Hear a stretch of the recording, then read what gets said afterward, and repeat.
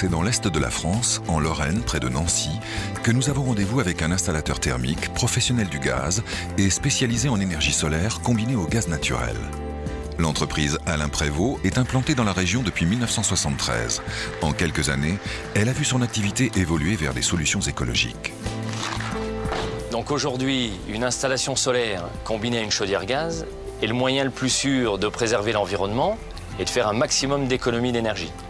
Le marché du solaire connaît en France un essor sans précédent. En 2007, on comptait plus de 320 000 m² de capteurs installés.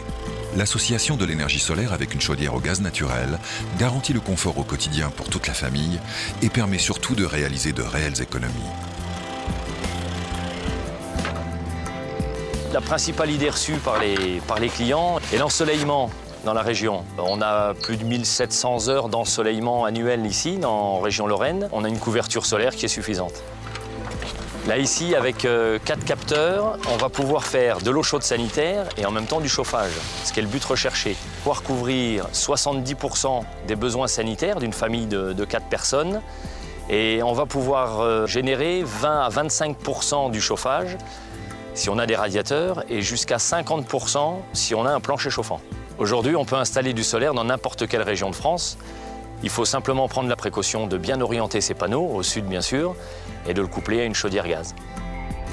Le principe de fonctionnement est simple. Sur le toit de l'habitation, on place des capteurs solaires thermiques. À l'intérieur de ces capteurs, un liquide caloporteur composé d'eau et d'une solution antigel circule dans des tubes. L'ensemble est placé dans un coffre vitré isolant afin de créer un effet de serre. Les tubes, chauffés par le rayonnement solaire, transmettent leur chaleur au caloporteur, qui, grâce à un circuit de canalisation, vient chauffer l'eau dans un ballon de stockage. Le liquide repart ensuite dans les capteurs pour y être de nouveau réchauffé. Lorsque l'énergie du soleil est insuffisante, une chaudière à gaz prend le relais.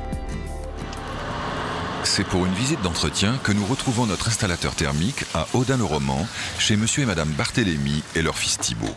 Catherine est comptable et Damien pâtissier. Et lorsqu'ils ont fait construire leur maison en 2001, les Barthélémy ont opté pour une solution combinée solaire et gaz naturel. Bonjour monsieur Barthélémy. Dans notre ancien appartement, on avait le chauffage électrique et c'était très onéreux, donc on a préféré opter pour le gaz et le solaire.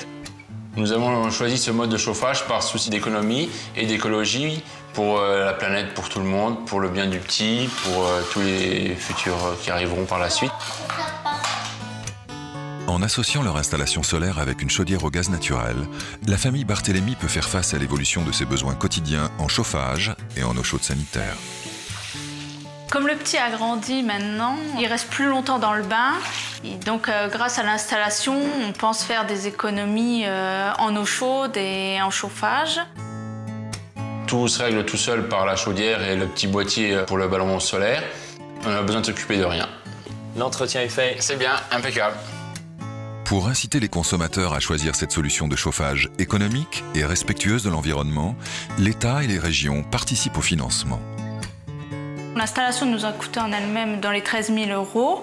On a eu une aide du département de 1 800 € et un crédit d'impôt de 50%. Ça fait que l'installation nous est revenue à peu près à 6 000 €. Ça représente à peu près 50% de la facture initiale. En plus du confort et des économies réalisées, l'énergie solaire combinée au gaz naturel contribue au respect de l'environnement.